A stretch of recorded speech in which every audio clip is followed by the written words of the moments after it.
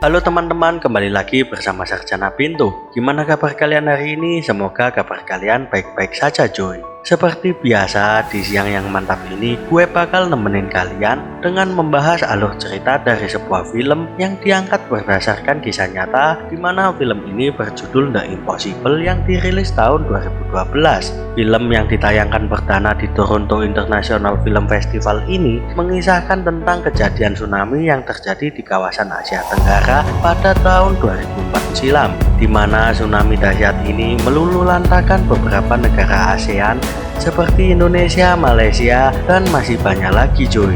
Film ini mengisahkan Maria sekeluarga yang sedang berlibur di Thailand bersama 3 anaknya yang tiba-tiba saja diterjang tsunami maha dahsyat. Jangan lupa klik tombol subscribe dan nyalakan lonceng notifikasinya agar kalian tidak ketinggalan konten-konten terupdate dari channel Sarjana Pintu. Berbagai kejadian dan keajaiban didapatkan Maria sekeluarga sehingga akhirnya mereka semua bisa selamat dan berkumpul kembali. Bagaimanakah kisah mereka menyelamatkan diri mereka masing-masing? Oke, kita langsung saja ke ceritanya. Karena gue tahu kalian semua butuh asupan perfilman, jadi segera atur posisi rebahan kalian, simetrikan celana dalam, ambil kancut tetangga, dan cekicrot.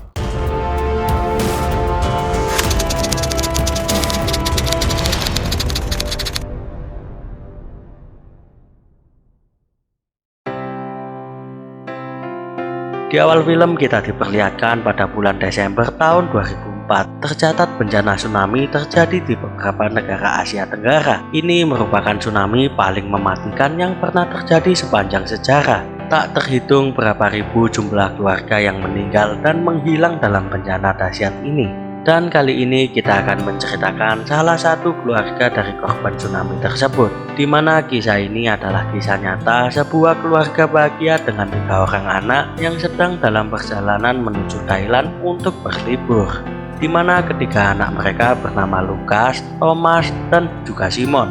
Ayah mereka bernama Henry dan ibu mereka bernama Maria. Mereka memang menantikan liburan kali ini, di mana kali ini mereka sudah sampai di Thailand dan menginap di sebuah villa dekat pesisir pantai yang menghadap ke laut. Keesokan harinya, ketiga anak Maria kembali bermain di pesisir pantai dengan bola yang dibelikan oleh ayah mereka. Sedangkan Maria menonton mereka dari kejauhan dengan perasaan sangat bahagia. Malamnya ketika semua sudah tertidur, entah kenapa Maria masih terjaga dan merasa gelisah. Tapi ia sendiri tak tahu apa yang sedang ia pikirkan. Paginya saat semua anggota keluarga sedang bersantai di dalam villa, tiba-tiba saja angin berhembus dengan kencang hingga menerbangkan kertas dari buku yang dibaca Maria.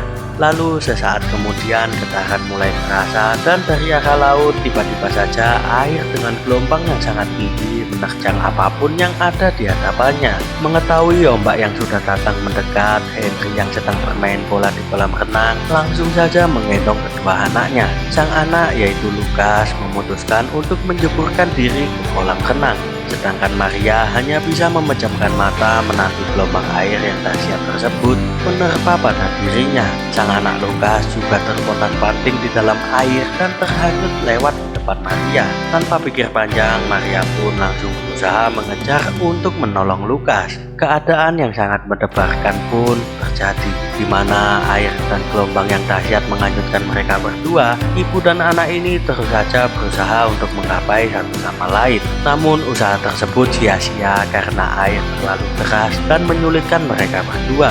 Tak lama kemudian dari arah laut, tiba-tiba datanglah gelombang kedua yang tak kalah dahsyat dengan gelombang yang pertama. Tak ada apapun yang bisa dilakukan oleh Lukas dan Maria selain pasrah saat gelombang tersebut datang menghantam mereka. Lukas dan Maria terpontang-panting di dalam air bersama benda-benda yang ikut terhanyut dan terus saja menabrak Lukas. Tapi sepertinya ia masih diberi kesempatan untuk hidup, di mana Lukas berhasil melalui gelombang besar tersebut dan memegang tiang listrik yang masih berdiri kokoh. Ia menangis dan berteriak memanggil-manggil ibu dan ayahnya, tapi untung saja ternyata ibunya pun selamat dengan luka-luka yang terlihat di seluruh muka dan badannya. Lukas dan Maria akhirnya selamat setelah memegang pohon kelapa yang tersangkut di sana. Lukas terus menangis lalu kemudian berkata, "Aku pikir aku anak pemberani, tapi saat ini aku sedang ketakutan, Bu." Maria pun langsung memeluk Lukas dan mencoba menenangkan dirinya meskipun dia sendiri sedang ketakutan. Dengan sisa-sisa tenaga, Lukas dan Maria berjalan melewati sebuah kebun yang penduduknya sudah tak karuan lagi. Lukas melihat ibunya yang terluka parah pada bagian pahanya. Luka yang dialami Maria itu benar-benar parah, sampai-sampai darah pun tak henti-hentinya keluar dari pahanya. Luka tersebut sangat berdampak pada Maria. Terlihat kondisi Maria yang semakin lemas, tetapi mereka berdua terus berjalan dan berusaha untuk mencari pertolongan atau setidaknya mencari tempat yang aman jika gelombang tsunami datang kembali. Akhirnya mereka menemukan sebuah pohon besar. Pohon itu berada di tengah-tengah hamparan kebun yang sudah luluh lantah oleh terjangan tsunami. Namun sebelum itu Maria membungkus lukanya yang semakin parah dengan menggunakan daun-daunan dan akar ranting. Tapi sesaat kemudian mereka mendengar teriakan seorang anak kecil di dekat mereka. Lalu seketika itu juga anak itu mereka selamatkan, Joy. Anak tersebut bernama Daniel. Lukas pun lalu menggendongnya dan kemudian membawa Daniel ikut naik ke atas pohon. Daniel yang mereka selamatkan tiba-tiba mengelus-elus rambut dan tangan Maria sehingga membuat Maria dan Lukas tersenyum di tengah bencana yang baru saja mereka alami. Di tengah ketidakberdayaan, akhirnya ada dua orang penduduk lokal datang dan menolong mereka. Tak ada cara lain untuk membawa Maria selain dengan cara menyeretnya. Setelah beberapa saat, akhirnya Maria tersadar. Ia kaget karena ia sudah berada di rumah salah satu penduduk. Ia merasa sangat terharu karena meski sama-sama ditimpa bencana, warga lokal Thailand tetap ramah dan saling menolong satu sama lain. Maria merasa sangat berterima kasih pada penduduk lokal yang menolongnya. Kemudian ia menangis karena ia tahu Simon, Thomas, dan suaminya mungkin saja tidak selamat dari bencana tsunami ini. Kemudian dia dibawa dengan mobil bak terbuka. Di jalan orang-orang pun bernasib sama seperti Lukas dan ibunya. Mereka pun akhirnya sampai di tempat pengungsian di mana keadaan di sana sudah sangat ramai dan kacau balau. Sedangkan petugas-petugas medis terus saja sibuk dengan kedatangan orang-orang terluka yang jumlahnya terus bertambah. Dengan keadaan yang semakin parah, akhirnya Maria pun mendapatkan pertolongan medis. Maria menyuruh Lukas pergi dan membantu orang-orang di luar sana. Mungkin karena Maria juga seorang dokter, jadinya ia tahu betul saat ini orang-orang membutuhkan pertolongan. Sekecil apapun itu akan sangat berarti untuk orang lain. Akhirnya Lukas pun pergi meninggalkan ibunya di sana. Lukas dengan sigap mendata orang-orang yang hilang dari keluarganya. Ia terus menanyakan kepada orang-orang yang berada di sana. Akhirnya apa yang Lukas lakukan membuahkan hasil, di mana seorang bapak yang meminta Lukas untuk mencari anaknya akhirnya bisa bertemu dan kembali bersama. Namun saat kembali, posisi sang ibu sudah digantikan oleh orang lain. Lukas pun langsung menangis sembari mencari ibunya ke setiap sudut rumah sakit. Namun setelah beberapa lama mencari, Lukas tetap tak menemukan ibunya. Sementara itu di pesisir pantai ternyata Henry juga selamat dari terjangan tsunami. Lalu dengan sisa-sisa tenaga, Henry terus berjalan mencari Lukas dan Maria. Henry terus berteriak memanggil-manggil Maria dan ketiga anaknya. Kemudian saat ia kembali menuju hotel, ternyata kedua anaknya yaitu Thomas dan Simon juga berhasil selamat, Joy. Kemudian ia menyuruh Thomas untuk mencari keberadaan Lukas dan ibunya di tempat penampungan, sedangkan Henry akan mencarinya di pesisir pantai. Meskipun berat, Thomas pun akhirnya mengerti. Kemudian berusaha menguatkan dirinya untuk bisa menjaga adiknya yaitu Simon dan segera pergi ke penampungan. Henry terus mencari Lukas dan Maria meskipun keadaan sudah sangat gelap. Dia terus berteriak memanggil nama mereka sampai akhirnya ada sebuah mobil dan membawa Henry menuju ke tempat pengungsian yang berada di sebuah terminal. Sementara itu di tempat pengungsian yang lain, Lukas tak bisa tidur dan terus memikirkan ibunya. Tak lama kemudian datang seorang perawat yang mengajak Lukas untuk bertemu dengan ibunya. Ternyata Maria baru saja selesai dioperasi. Lukas pun langsung memeluk ibunya. Ia benar-benar merasa lega karena ibunya tak meninggal seperti yang ia takutkan selama ini. Sementara itu Henry terus mencari dan mencari. Ternyata Henry berada di rumah sakit yang sama dengan keberadaan Maria sekarang. Ketika Lukas ingin mengambil makanan, tiba-tiba ia melihat kaki yang ia percaya itu adalah kaki ayahnya. Lukas pun langsung berlari dan terus memanggil-manggil ayahnya. Tapi sayangnya sang ayah tak mendengar dan menghilang begitu saja. Lukas terus berlari dan mencari ayahnya. Mengetahui ayahnya tadi sudah menaiki mobil untuk pergi ke rumah sakit yang lain, Lukas akhirnya berteriak sekencang-kencangnya memanggil nama ayahnya.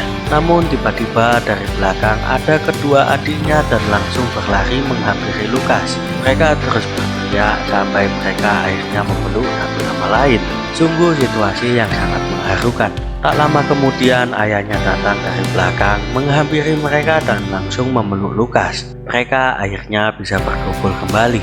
Lukas pun membawa mereka semua untuk bertemu Maria yang sekarang keadaannya sudah sangat lemas dan mengkhawatirkan. Tapi Maria kini mendapatkan kekuatan ketika melihat suami dan kedua anaknya selamat. Ia sedikit lega jika nanti ia mati, anak-anak mereka tetap ada yang menjaga. Lalu perawat pun membawa Maria untuk segera dilakukan operasi kedua untuk kakinya. Sedangkan operasi yang pertama tadi adalah untuk datanya yang terluka parah. Sebagai suaminya, Henry tak henti-hentinya terus menguatkan Maria dan berbisik di telinganya.